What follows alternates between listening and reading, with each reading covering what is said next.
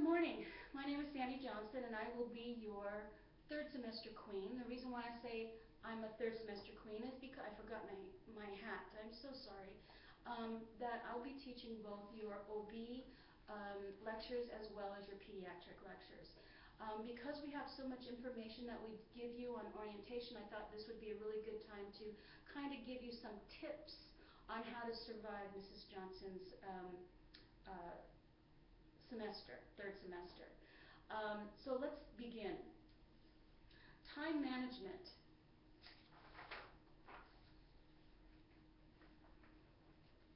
Time management, so important. And the key to be able to be a successful third semester is time management.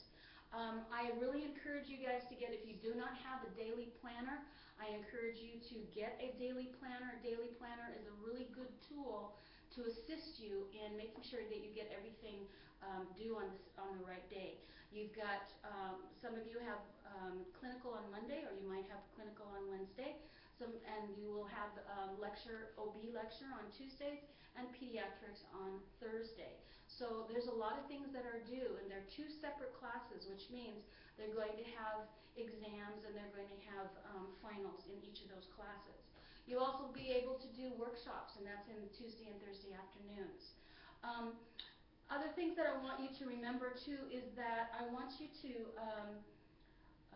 I recommend getting 3 folders, okay, or maybe 2 folders or 2 binders, because you're going to be getting a lot of handouts from the OB class on Tuesday, a lot of handouts from 231, and then also workshop. You might want to put a folder. I'll be giving you a lot of handouts on workshops. And I also heard that Mrs. Paradise gives out a lot of handouts too in clinical. So maybe you might want to have a 3-ring binder, 3 3-ring binders, 233, 231, and workshop, and then a folder for your clinicals. And I think she'll be passing out those folders to you. Next thing I would want you guys to do is a daily planner. I think I just said that. You might want to, on Tuesdays, write everything that's necessary on maybe in green ink, and then on Thursdays, maybe purple ink. But a daily planner is really, really important, so you can take a look at it the week and see what's expected of that week. We also will be giving you calendars, so I want you to download those calendars, and you can write things on those if you want to as well. Important thing, too, is we're going to talk about resources, okay? Resources. Our next thing we're going to talk about is resources. Okay, I really want you to use your resources. You have some wonderful books. I want you to know that on the back of Perry you have parameters that you can access really quickly. If you take your book to clinical, that's fine. If you take your book to the clinic that we have on Saturdays, that's fine too. If you want to Xerox these parameters and just have them with you in your pocket, that's perfectly okay. But I just want to let you know that there is some resources for you that you can, I want you to use your book for more than just reading it. Also in the book, I noticed that besides having tables and boxes, that they also have some nursing alerts. Nursing alerts. I don't know if you can see that, but it's usually a yellow box with red. Those nursing alerts are really important as far as giving care to the patients. They won't necessarily be on the exams, because a lot of what Perry uses in her test bank is she'll get a lot of information, extracts a lot of information for her testing questions from the boxes and from the tables. So when you look at a chapter, I want you to just first look through it. I call it the Spiral 7. I'll have these handouts for you on orientation day. But when you first look at a chapter, just go ahead and go through the chapter and just look at the pictures, okay? Start at the very beginning, look at the pictures. Then after looking at the pictures, start going through and looking all the different boxes. They have green boxes for education. They have yellow boxes for certain things for you to remember. They have kind of a beige box that talks about medication guide. So look at those boxes. Then when you go to class and I start talking about some kind of topic, you want to go back home and read at least 3 paragraphs under that particular topic. Because 9 times out of 10, and again I'm telling you tips to survive, 9 times out of 10, if there is a test question that's not in a box, snuggled inside a box or a table, it might be found in the first 3 paragraphs underneath the topic. Say if I talk about, let's say I'm talking about sickle cell anemia, okay? And they might have several boxes or tables that you can look at to review that information. But also read the first 3 paragraphs under sickle cell, because if you're in a hurry and you can't read, there are some students that can read every dot and tittle and they can read really fast. Well, I never was one of those fast readers, but I did do the Spiral 7 and I found it being very successful. Underlining certain things that I say in class, if you find it in the book, underlining is a really good way to remember things as well. Another resource that I want you to know about is your Tabers. I don't know if you guys are getting your Tabers, but Tabers is also a really good source for information to help you remember stuff. I don't know if you know this or not, but there is a huge NANDA examples in the back of your Tabers. If you know what the NANDA, the nursing diagnosis is, that's really cool. If you have a disease and you don't know what nursing diagnosis to attach to it, it's also back here under red under different diseases like peptic ulcer or meningitis or things like that, and they will have it alphabetically so that you can look for the nursing diagnosis under the disease. So they have it both ways. They have the NANDA diagnosis and all the things that's concerned with it, and they also have it by diseases too. So I just wanted to let you know that the Tabers is a really good tool to have. Also, Tabers will explain to you things that as you're reading, sometimes you'll run across a word that you don't know, and the Tabers is really good to look up that information. Also, Tabers has Spanish. Did you know it has Spanish phrases in here for you if you're dealing with a Spanish population? They also have lab results. So your poisons and poisonings and signs and symptoms of poisons. They've got Spanish, English, Spanish, and French. Isn't that interesting? They've got the breakdown as far as the flow rates, the IV, and all of the, so it's really a multi-purpose type of a book besides explaining different diseases and different, pathology. So Tabers is really a cool book too. Another resource that I wanted to talk to you about was two internet sources that I really want you to be aware of, and that is www.skillstat.com. All right, www.skillstat. Remember, in the middle is only one S. Skillstat.com. It has practice for you to do 6-second sheets or 6-second EKG strips. We're going to be having a workshop on EKG along with ABGs. It's probably fast-paced, so a lot of you that need a little bit more time, you might want to start going ahead and looking at that site even before school starts, because I know a lot of you, some of you work, some of you don't work. So those who don't work and have hands-on, you might want to just refresh some of those strips so that when you go into ICU, you're going to be going to ICU, you're going to be on med-surg, they're going to have some tele packs on, and they're going to be, you guys are going to be looking at strips quite frequently. So in order to get you pretty well ready for that, you might want to go to that www.skillstat.com and test yourself, see how quickly you can identify some of those critical EKG strips. Okay? Another really good website that I wanted to share with you too is practicalclinicalskills.com. Practicalclinicalskills.com. Okay?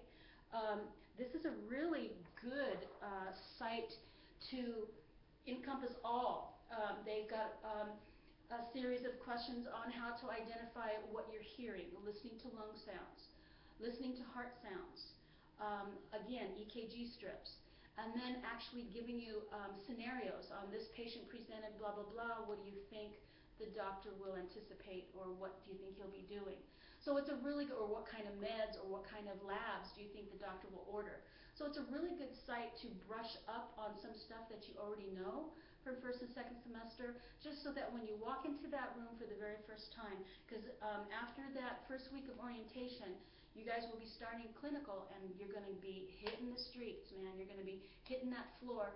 I remember when I was when I was in nursing school, every time I went onto the floor, the very first stop, even before I put my purse down or anything, is going to the bathroom because I was so nervous. I had kind of like chronic diarrhea because of stress. So I know that some of you might be like that. Some of you are very comfortable at the bedside. Some of you are still a little bit nervous.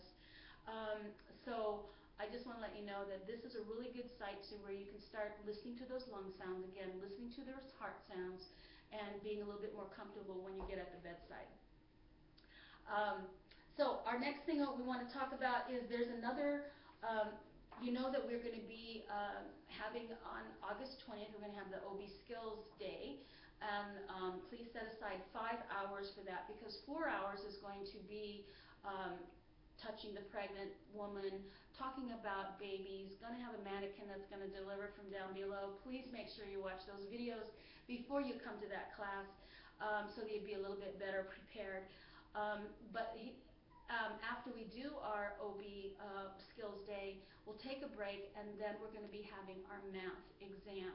And there's another website that I would like you guys to check into, and this is called dosagehelp.com. dosagehelp.com. It's a really excellent website. It is free, which is really nice. The other two are also free, and they will send you, if you request, they will send you a math problem or a dosage problem every day. And I recommend it highly so that you guys can be really prepared, especially when you're going to be going to 4th semester and taking a math class, as well a math test, or I should say exam competency. Also getting prepared to take the NCLEX. So if you want to sign up for this, dosagehelp.com, they'll send you a problem every day so that you can keep your math skills up and not forget a whole lot of stuff, okay? Math was not my forte. So I really had to struggle. So they didn't have stuff like this when I was going to nursing school. We did have a class called Math for Nurses. And I had to take that class so that I can continue doing those conversions and those three-step problems.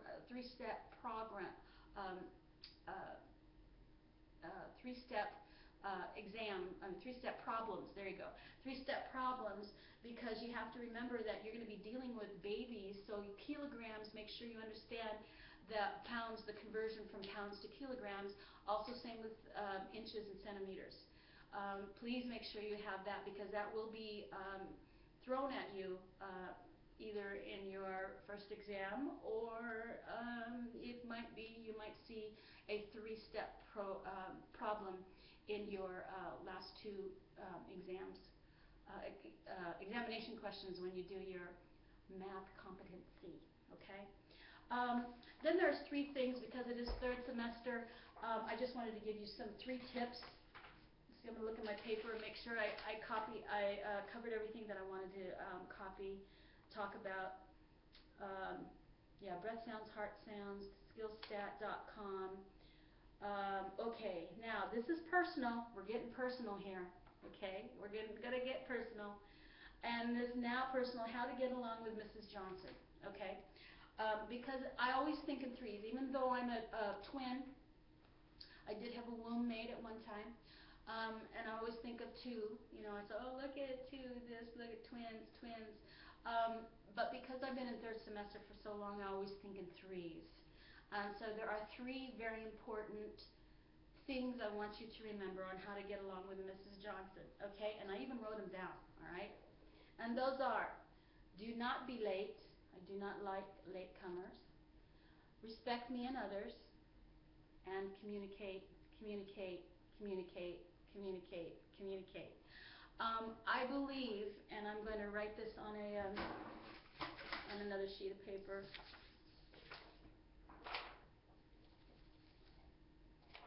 I believe that, some people believe in a triangle where they say that nursing is all about clinical assessments, critical thinking, and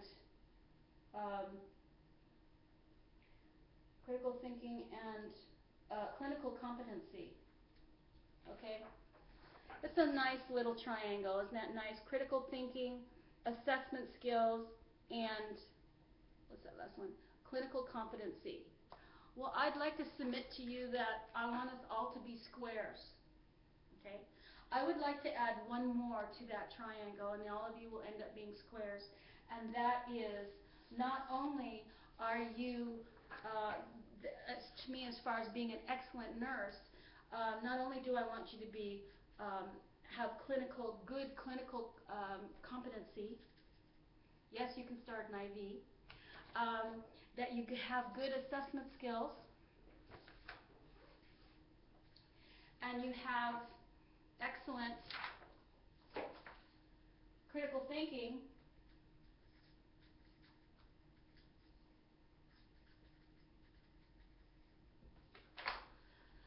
but if you cannot communicate, what good is it? Okay, so here's my square, all right? I want you guys to all become Mrs. Johnson squares, all right? Squares. I want you to be good with clinical competency. I want you to have good assessment skills. I want you to be able to critical think, but the most important one is that one down at the bottom, and that is communication. I am not hard to get along with. If you need to have an extension on your papers, say that you've got because you will be having 3 papers that need to be submitted, and I'm not talking about workshops, worksheets, SimChart. That's a clinical thing. This is totally dealing with me and in my classes. If you need more time for your APA paper, your pediatric paper, you have only one APA paper, and that's due 2 weeks after your experience. And we'll talk more about that in orientation. That's really, really important. But if you need to have a extension, please email me requesting the extension. I am not hard to get along with. I will hang on to that email, and you will not have points taken off. With the APA paper is the only paper that is time sensitive, which means we are testing our students to make sure can they observe a activity, teach an activity, do the paperwork, and then have it handed in a proper amount of time.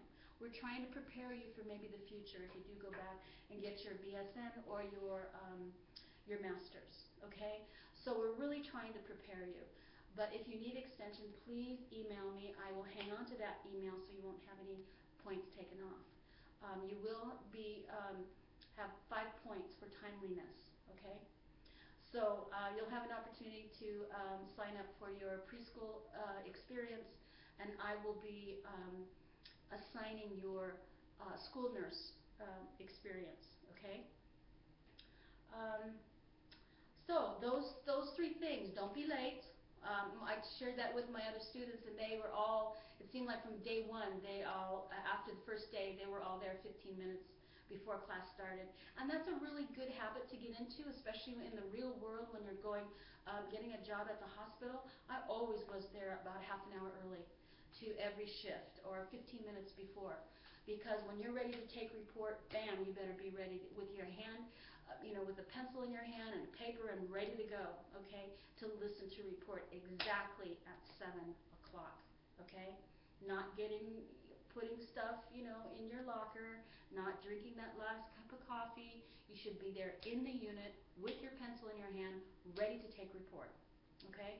So I'll always want you guys to think as working in 3rd semester as preparing you for the real world, okay? The emphasis is pediatrics, but the focus is nurse, becoming a nurse, okay?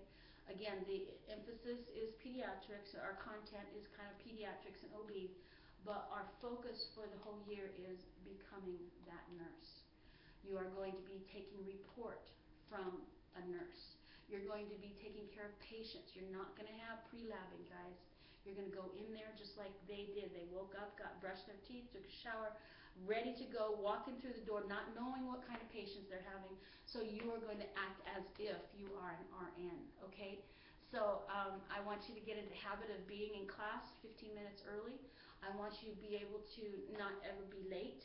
I don't want you to talk down to your fellow classmates. You all need to be loved and nurtured, and that's what I do. I try and nurture you and love you and get you through difficult times if you need to. If you need to, my door is always open if you need a shoulder to cry on or something to hit. I've got toys that you can play with. I've got teddy bears that you can hug. I even have a really good floor that if you need to stomp, you can stomp all you want. I want us to have a good semester. I want us to be really ready to learn. I always try and create a real positive environment, because if it's not a positive environment, you guys, you cannot learn. The material will not come in here and stick. It'll fall right over, or it'll go whew, right over your head. So I really try and provide a happy, sometimes I make you laugh, sometimes I'll show videos, sometimes I'll do music, anything to get those the glucose going and the endorphins running. And because if it's a happy surrounding, if it smells good, I'll bring in lavender sometimes. I heard that lavender is very good to help people remember things. Drinking lemonade, sometimes I'll bring lemonade. Okay, we have lemonade. It's purple. So I'll be bringing different things to try and create a really good environment for learning, okay? So anyway, I hope this is helpful to you. Again, like I said, sometimes right from the get-go when we have our, there's so much material to cover that we don't have time just to kind of sit and talk like this and give you some of our pearls of wisdom or tips to survive, so to speak, okay? So I hope this is helpful. Please give me some feedback. Let me know if there's anything else that you need. And like I said, my door is always open. I will try and return your emails as soon as possible. And we're going to have a great semester. I feel it in my bones that we're going to have a great semester. So I hope you take my advice and we'll get along just fine. And again, because there's so many changes that happen, our book is already 5 years old. Because there's so many changes, I'm really a strong believer in research.